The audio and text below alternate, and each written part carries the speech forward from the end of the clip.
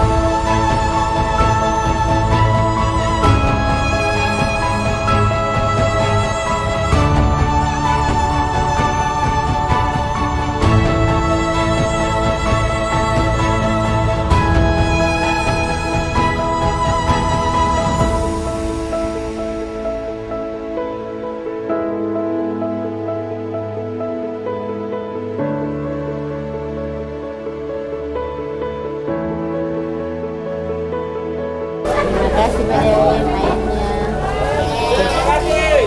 Kalau bisa, terus